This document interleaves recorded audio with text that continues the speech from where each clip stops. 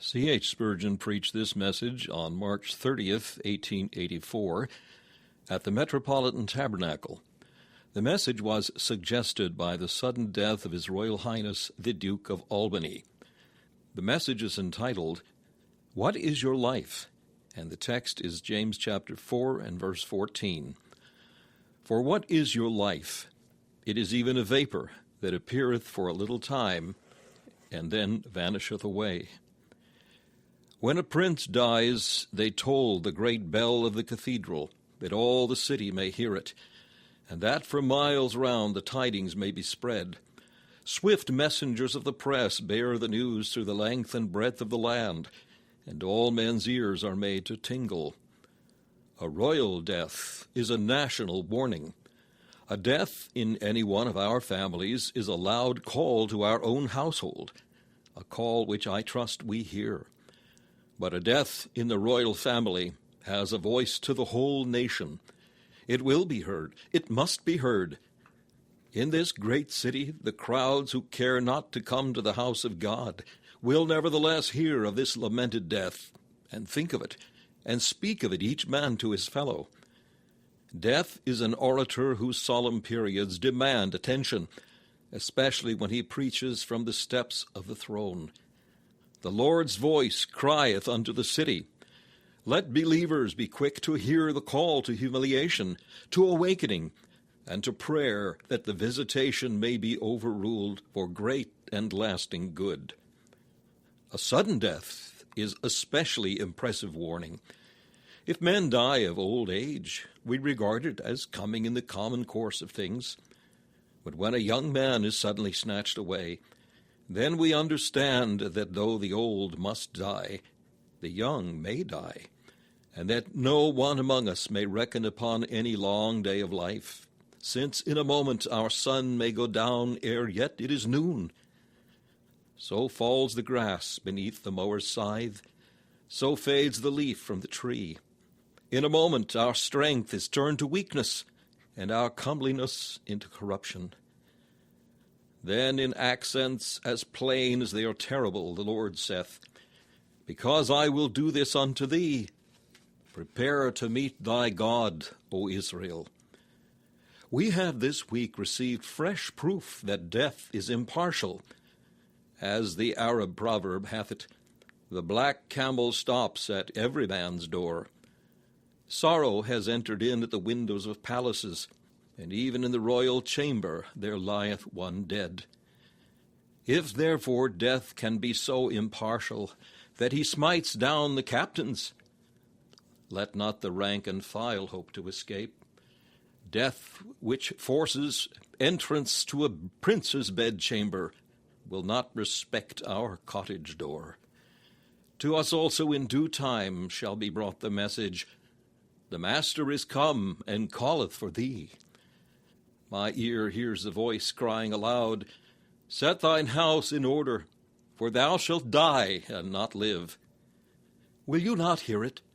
Will any one of you refuse the voice which speaketh from heaven? Death evidently pays no respect to character, age, or hopefulness. A man may addict himself to the service of his country, but his patriotism will not protect him. He may be surrounded with a wall of affection, but this will not screen him. He may have at command all the comforts of life, and yet life may ooze out before the physician is aware. He may be tenderly beloved of an affectionate mother, and his name may be engraven on the hearts of the fondest of wives. But death hath no regard to the love of women. It is appointed unto men once to die. There is no discharge in this war. We shall all march into this fight, and unless the Lord himself shall speedily come and end this present dispensation, we shall each one fall upon this battlefield, for the shafts of death fly everywhere, and there is no armor for either back or breast by which his cruel darts may be turned aside. I would to God that all of us retain this truth in our memories. Lord, make me to know mine end, and the measure of my days what it is, that I may know how frail I am. we have a very clear conviction that others will die. But as to ourselves, we put far from us the evil day, and care not to dwell upon a subject which smells so unpleasantly of the charnel house. Yes, we admit that we shall die, but not so soon as to make it a pressing matter.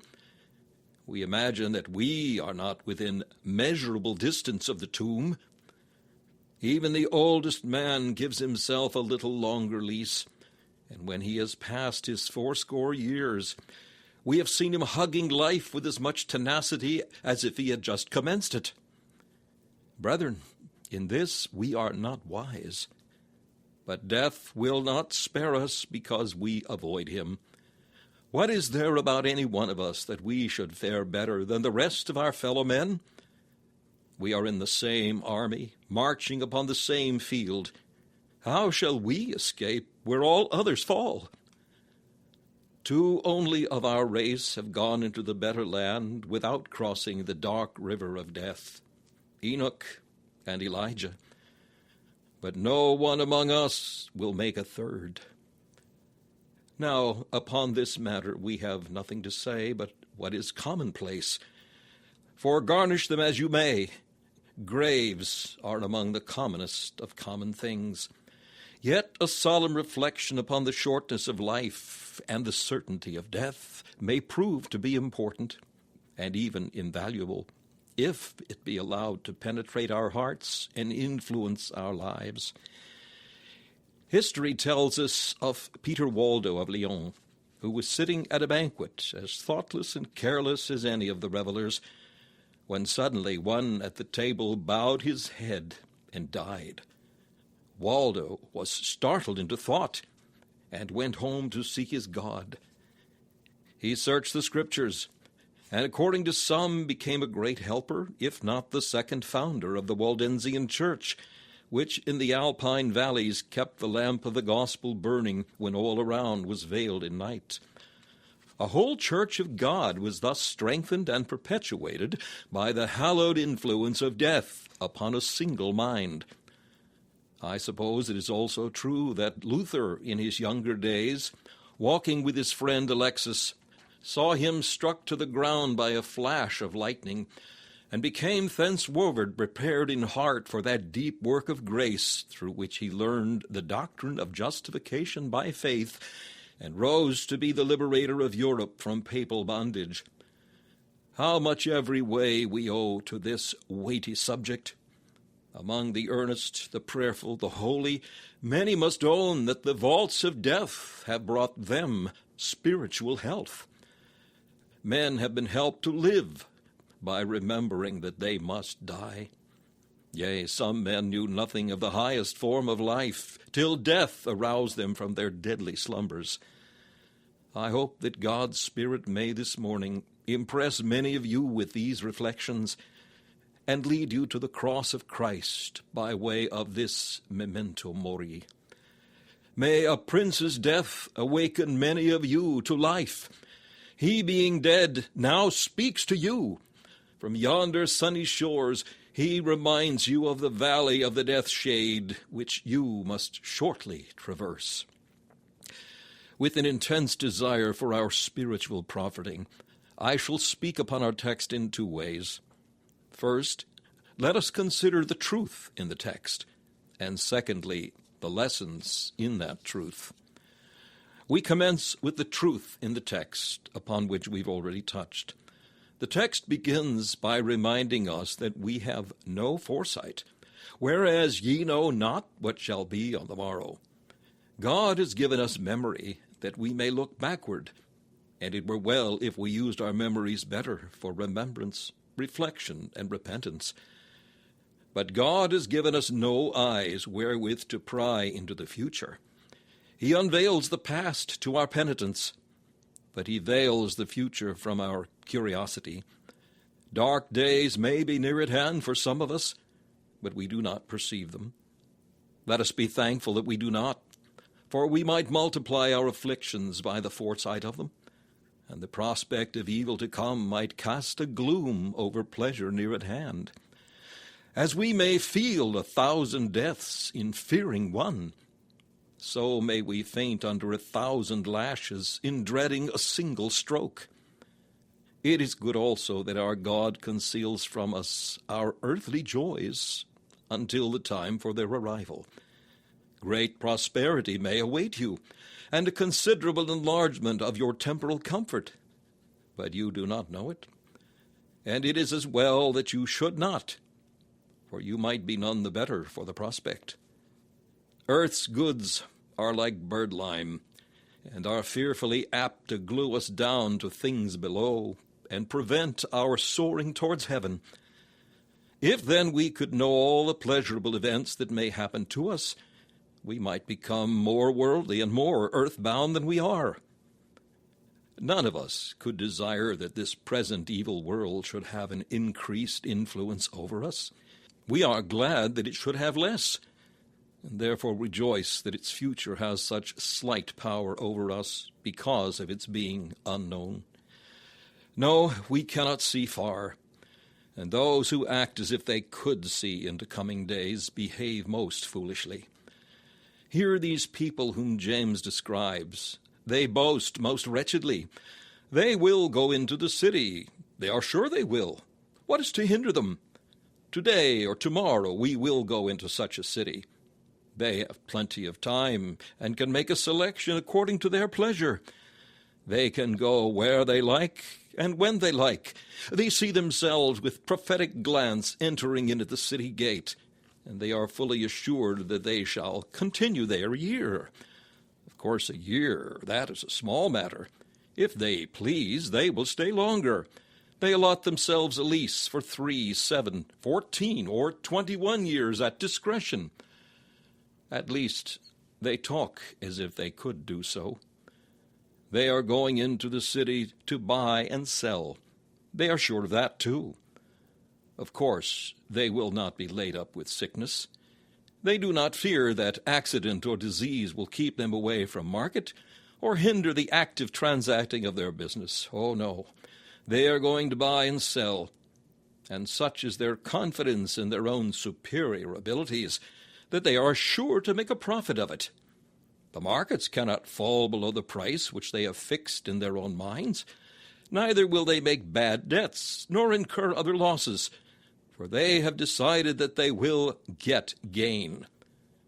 Hitherto they have been self-made men, and they mean to go on making themselves until they put the finishing stroke by adding a few more thousands. They have visions of going on to fortune. Ah, ye prophets, ye are going to your graves. This is a sure oracle.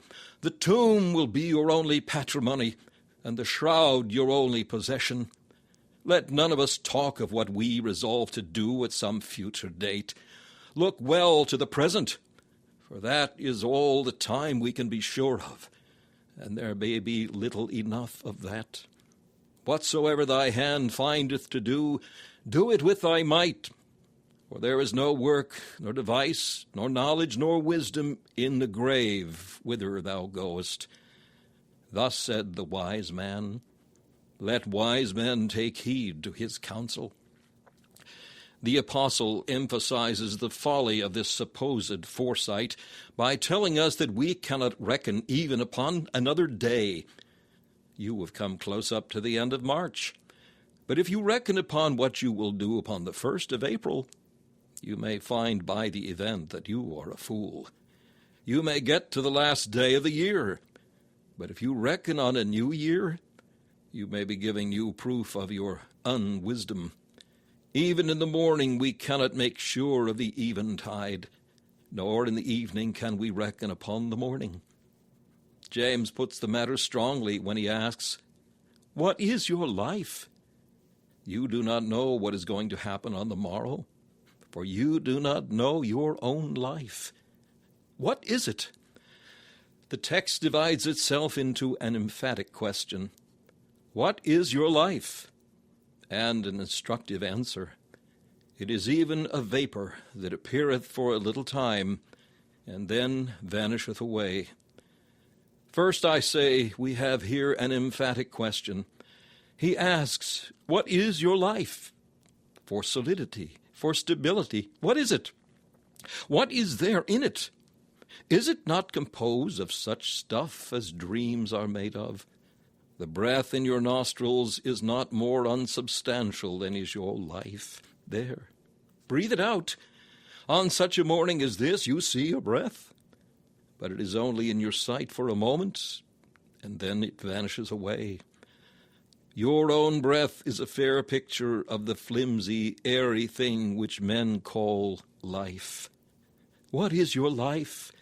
What is it for continuance? Some things last a while and run down the centuries. But what is your life? Even garments bear some little wear and tear. But what is your life?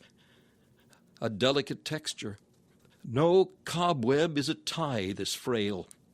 It will fall before a touch, a breath. Justinian, an emperor of Rome, died by going into a room which had been newly painted.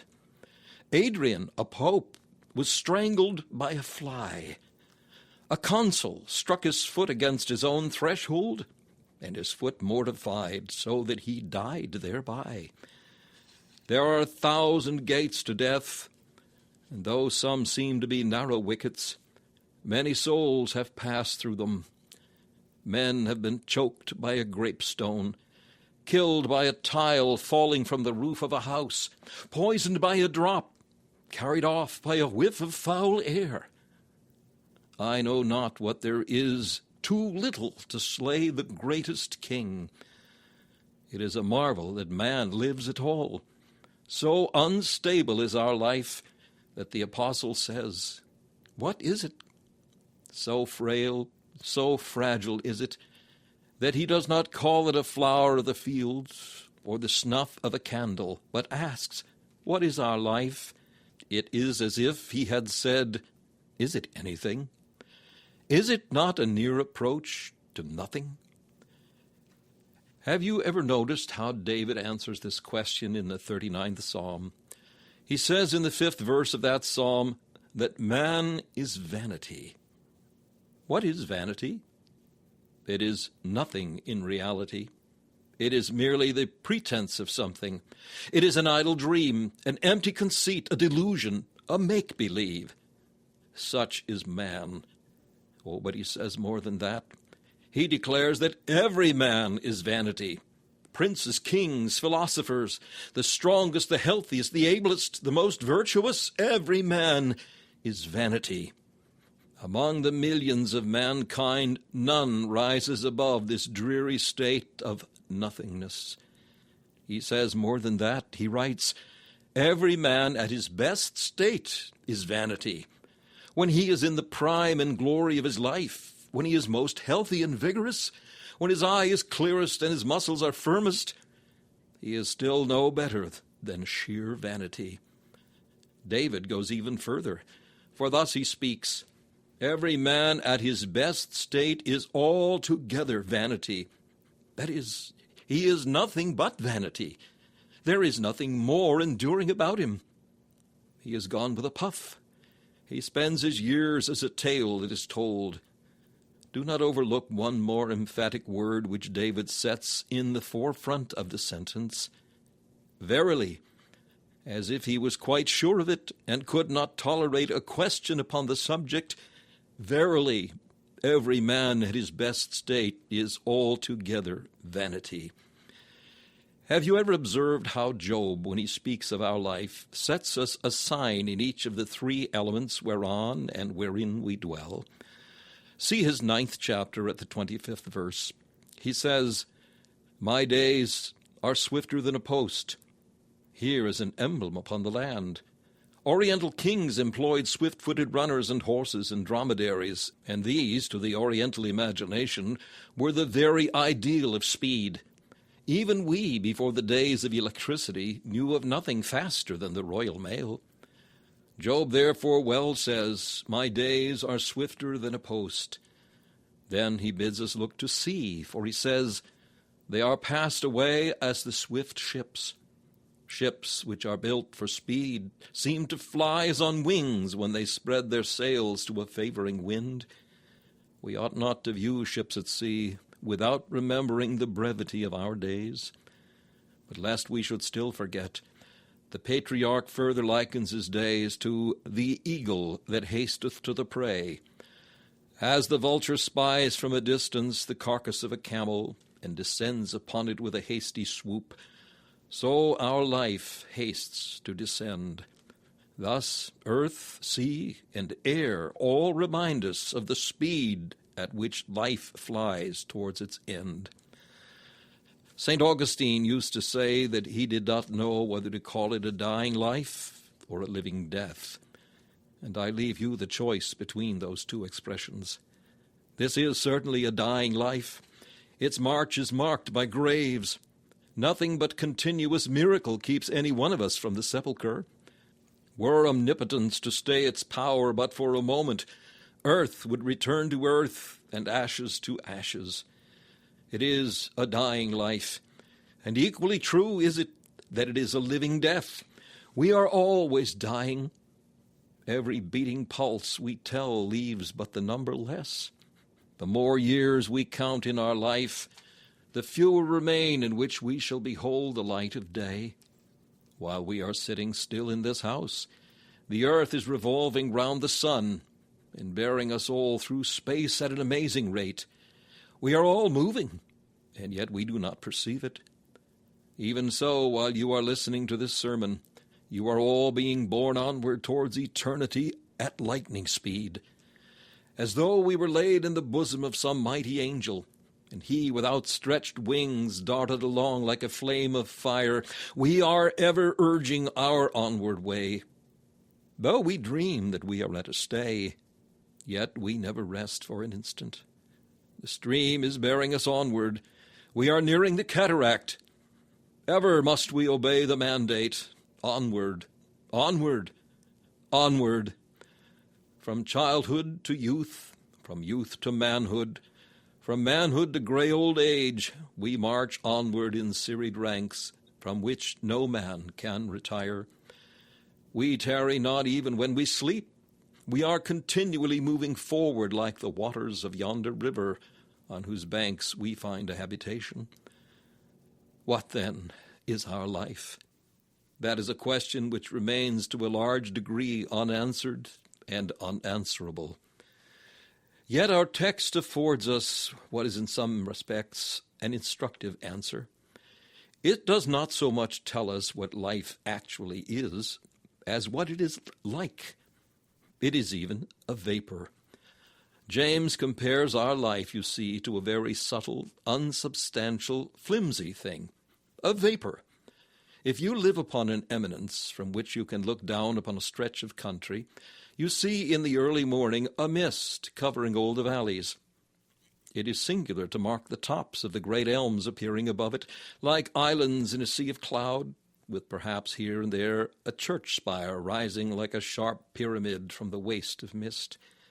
In a little time you look from the same window, and the vapor has all vanished. It was so thin, so fine, so much like gossamer, that a breath of wind has scattered it, or peradventure the sun has drawn it aloft. At any rate, not a trace of that all-encompassing vapor remains. Such is your life. Or you have marked a cloud in the western sky, illuminated with those marvelous lights which glowed during those extraordinary sunsets, the like of which none of our fathers had seen. You looked at the jeweled mass. It shone in the perfection of beauty, and all the colors of the rainbow were blended in its hues. In another instant, lo, it was not. It was gone, past all recall. Such is your life. This morning as we came hither, we saw our breath. It was before our eye for an instant, and anon it had gone. Such is the picture which James presents to us. What is your life? It is even a vapor. He proceeds to explain his own symbol in a sentence which is full of meaning. It is even a vapor that appeareth. Notice that. He does not speak of it as a substance having a true existence, but says that it appeareth. Vapor is so ethereal, phantom-like and unreal, that it may rather be said to appear than to exist.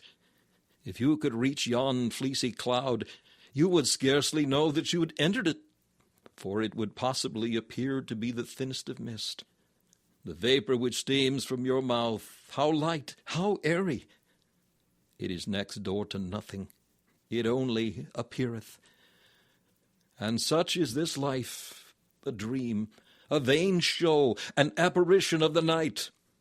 Half our joys and sorrows are but the pretense of joy and the shadow of sorrow, and the most of things through which we travel are not what they seem. We ought to know this in a practical way, and set less store by the things which are seen, which are temporal. This life appeareth, that is all. Further, the apostle says, it appeareth for a little time. It is only a very little while that a man lives at the longest. Compare a man's life with that of a tree. There is a striking contrast between our present short life and that of a cedar or an oak, that to set forth the longer life of saints in the millennial age, the Lord says, as the days of a tree are the days of my people, and mine elect shall long enjoy the work of their hands. In that happy age men shall flourish long as the trees of the forest, but now a man standing beneath an oak is a mere infant compared with the boughs which overshadow him. 100 years ago that oak seemed every way as venerable as it does today, whereas the man was then unthought of by his grandsire. Compare our life with the existence of this world. I mean not the present state of the earth as fitted up for man, but I allude to those unknown ages which intervened between the present arrangement and that beginning wherein God created the heavens and the earth. The long eras of fire and water, the reigns of fish and reptiles, the periods of tropical heat and polar ice make one think of man as a thing of yesterday. Then contrast our life with the being of the eternal Lord. And what is man? Man, when most venerable in years. A Methuselah, what is he? He is but an insect born in the morning sunbeam, sporting in the noontide ray, and dead when the dews begin to fall. He appeareth for a little while. The parallel is further consummated by the apostles adding, and then vanisheth away. The cloud is gone from the mountain. Where is it? It has vanished away. No trace of it is left. Neither can you recall it. We too shall soon be gone. Gone as a dream when one waketh. With the most of us, our remembrance will be short. Many leave us concerning whom it would be a pity that they should be remembered, while many fail to live for others. Therefore their fellows speedily forget them. Amid the crowded cemetery, a single grave is lost. Amid 10,000 deaths, no one departure can long abide in human memory. As far as this world is concerned, we all shall by and by vanish away.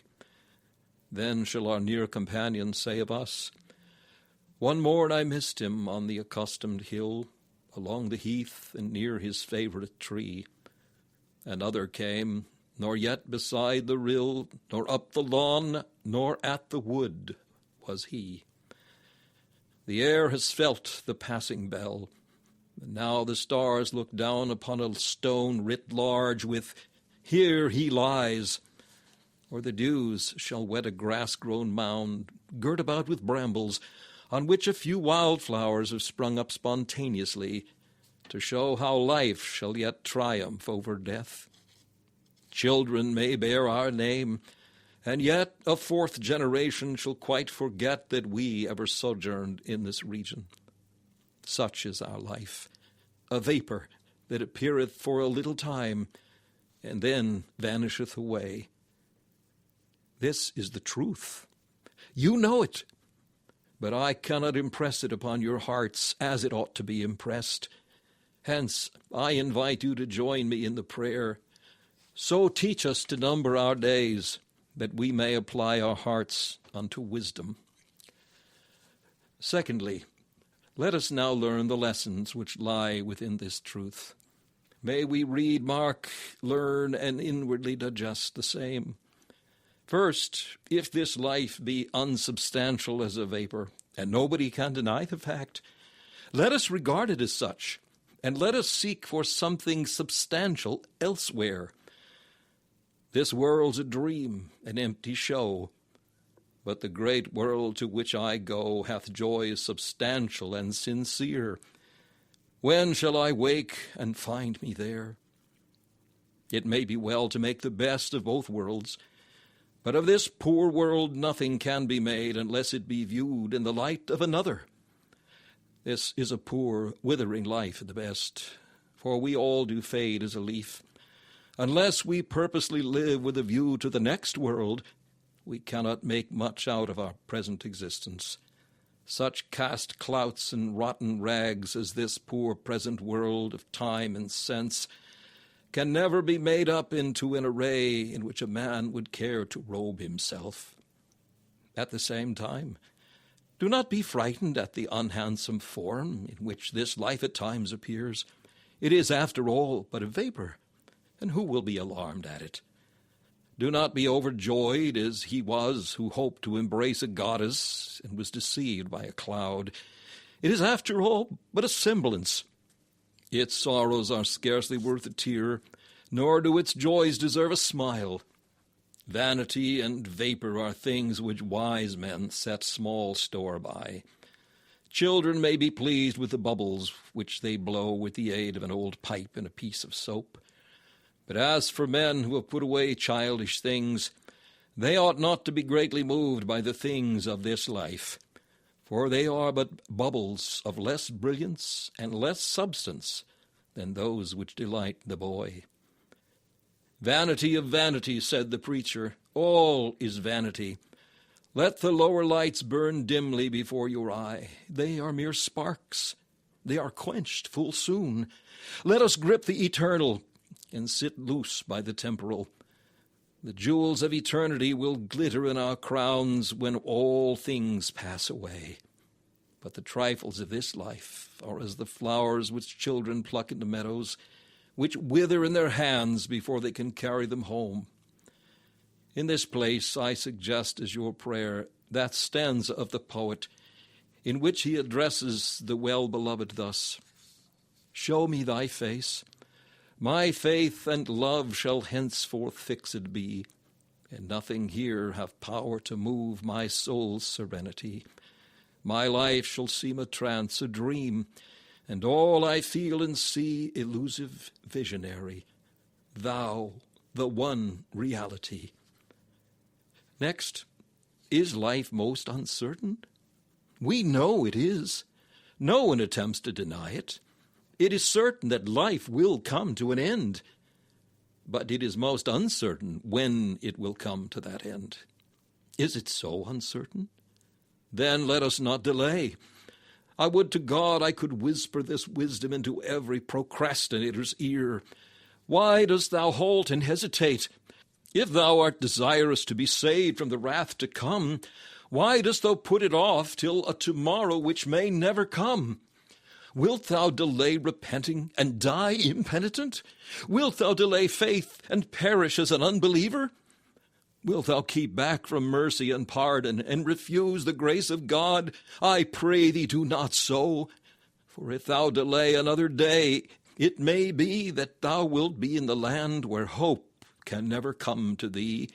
Think of your peril, O ye ungodly men. Within an hour you may be at the judgment seat of God, or in the pit of hell. Nothing keeps you where there is hope, except a thread so fine as to be invisible, and so easily broken that none but a madman would trust his soul's destiny upon it. Awake, I pray thee! Since death is hastening, haste thou thyself till thou hast found a refuge in the cleft of the rock of ages, and safe in the arms of Jesus. Since life is so uncertain, oh, haste thee, Christian, to serve thy God while the opportunity is given thee. Be diligent today to do those works which perfect saints above and holy angels cannot do. Thou wilt soon be where thou canst no more give alms to the poor, nor instruct the ignorant, nor visit the fatherless and the widow. Thou shalt have no opportunities for speaking to men about their souls, or winning them for Christ, when once this shadowy life has vanished away. How earnest every worker ought to be to do his work well while he has the opportunity. I have charged myself again and again. I would to God the charge had been more effectual, to preach as though I ne'er might preach again, a dying man to dying men. I am persuaded that if we were in possession of all the wisdom that grace will give us, we should do everything for the good of men most speedily, with deep prayerfulness, with true spiritual life, and with an entire dependence upon the Spirit of God for the blessing of it. Come, my brother, what thou doest, do quickly. If thou wishest to honor thy Lord whilst thou art here, and win jewels for his crown, up and at it, for the day is far spent. Thou canst not afford to waste a moment, for thou hast much to do, and very little time to do it in. Help us, O Spirit of the Lord. Is life so short? Does it only appear for a little time, and then vanisheth away? Then let us put all we can into it. If life be short, it is wisdom to have no fallows, but to sow every foot of ground while we can. It will be prudent to pack our little space as full as possible. Somebody said the other day of our dear friend Mr. Moody that he was the only man who could pronounce Jerusalem in 2 syllables. It shows the activity of the man that he can speak as much in 2 syllables as other people can say in 4. He is always at it, working for his master double tides, rowing with both hands. Some speakers are long in delivering short sense. Instead of saying much in little, they say little in much. Oh, for someone to teach them to say Jerusalem in 2 syllables. Let us put plenty of life into our existence, plenty of work into our life, plenty of heart into our work, and plenty of warmth into our heart. Oh, may God give us to live while we live. May we not only live, but be all alive. Is life so short? Then do not let us make any very great provision for it. I have heard of certain people who are so imprudent that they never lay by anything for a rainy day, to whom I would say, Go to the ant, thou sluggard, consider her ways and be wise, which having no guide, overseer, or ruler, provideth her meat in summer, and gathereth her fruit in the harvest. It would be a poverty-stricken world if all followed the example of improvidence which is set by certain spiritual blunderers.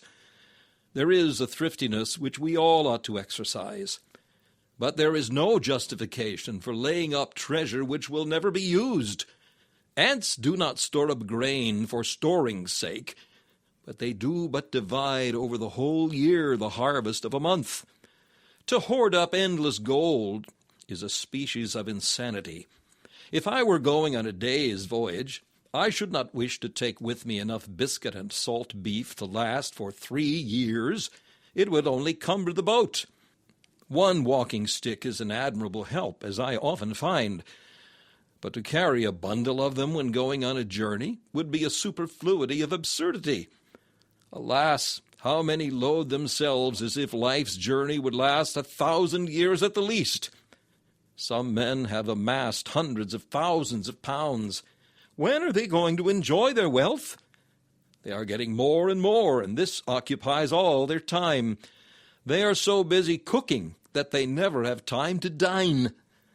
They are so taken up with filling the wardrobe that they are all in rags. We do not want a ton weight of candles if we are only going to sit up for a few minutes. Let us be wise enough to suit the supply to the need. Is time so short? then do not let us fret about its troubles and discomforts. A man is on a journey and puts up at an inn, and when he is fairly in the hostelry, he perceives that it is a poor place, with scant food and a hard bed. Well, well, says he, I am off first thing in the morning, so it does not matter. This world is an inn, and if there are certain discomforts in it, let us remember that we are not tenants for years, but only guests for a day. Let us make the best we can of the temporary accommodation which this poor shanty of a world affords. Our life is removed as a shepherd's tent, which was a hovel in which the shepherds watched their sheep. A shepherd who has to watch the sheep for a short time does not set to work to build a granite palace or a brick house. He is satisfied with a reed hut, and does not complain of its scant space and slender strength. So let it be with us. Let us sing together. The way may be rough, but it cannot be long. So let's smooth it with hope and cheer it with song. Must life vanish away? We know it must. What then? That vanishing is the end of one life and the beginning of another.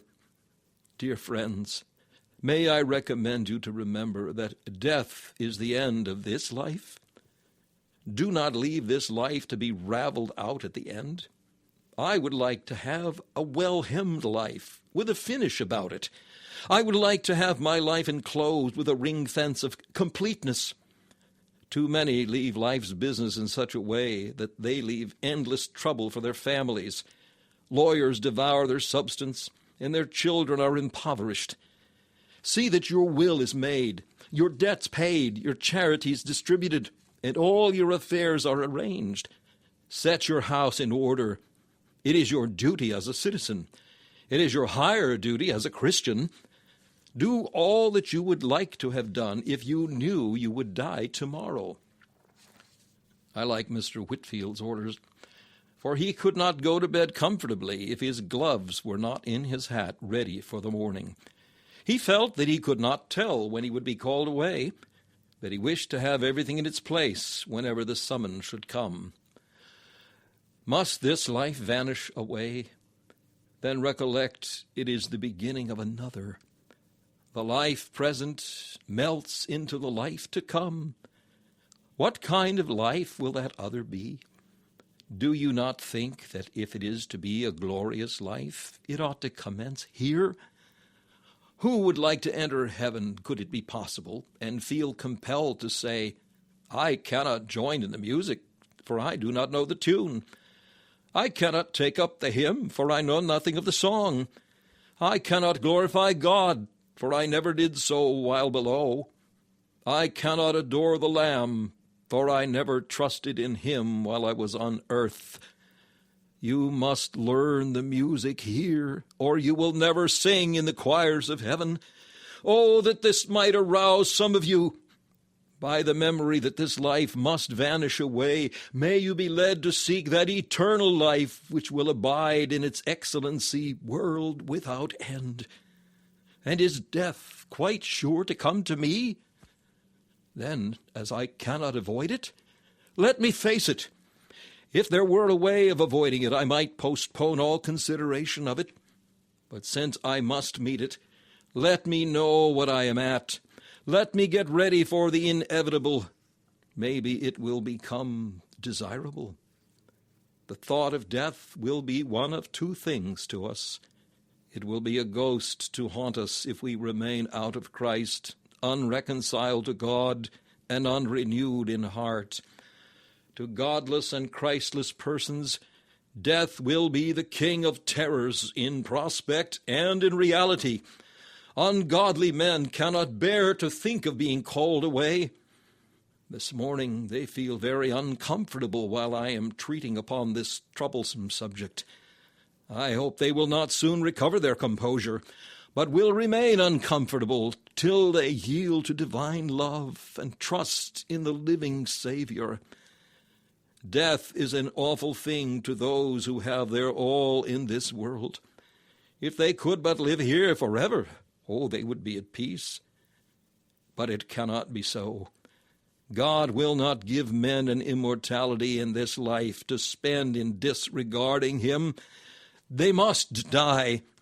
They may put Christ far from them, but they cannot put death far from them. They may avoid the cross, but they cannot avoid the grave. The ungodly man frowns upon death because death frowns upon him. Death is the skeleton in his closet. It is the spectre at the foot of his bed. It is the canker of his fairest joy. I would not like to be in such a position. Count me down all the red gold that could buy this round world, yet would I not accept it if I must live in fear of death. But death will become another thing to you if you are renewed in heart. To the Christian, it is an angel beckoning him onward and upward. It were not worthwhile to live on earth if this life were not to be crowned by death. I mean by leaving this world to go unto the Father. It is the supreme delight of the man who runs the race that is set before him, that course concludes with the winning post, and so comes to an end. We are not of those who voyage the sea of this life for the sake of it. We ask not forever to sail over this rough ocean. We long for land. It is our delight to think of the port ahead, our joy to see the snow-white cliffs of our heavenly Albion. We do not desire to live here always. Why should we? Banished from our God, liable to sin, subject to temptation, vexed with infirmities, struggling with corruptions, O Lord, what wait we for? Welcome, sweet hour of full discharge, that sets my longing soul at large, takes off my chains, breaks up my cell, and gives me with my God to dwell. Believers have everything to gain by dying. To die is gain. We shall lose nothing which will be a loss to us. If one should take from us a jewel, but should give us another 1,000 times its value, we should not regret the exchange. We lose this life. Let it be such a jewel as you like. But we win the life to come, which is infinitely more precious. Beloved, instead of fearing death, we would be willing rather to depart and to be with Christ, which is far better. Why should we be unwilling to be glorified? Our departing day is our marriage day. Oh, that the bells would ring it in. It is our homecoming from the school where we've been in training here below. Why are the minutes so slow, the years so long? Let the holidays, the holy days come soon when we shall be at home in the Father's house. It doth not yet appear what we shall be, but it very soon will appear, and it will be no mere appearing. It will be real joy and lasting pleasure, solid, substantial, eternal, like the God who has prepared it for us from of old. It is a blessed thing to be able to go through the world thanking God for this life, but blessing him yet more that it will land us at his right hand. Death is thus stripped of all dread. The curse is turned into a blessing. At the thought of it, I feel ready to join in that rough but sweet verse. Since Jesus is mine, I'll not fear undressing, but gladly put off these garments of clay.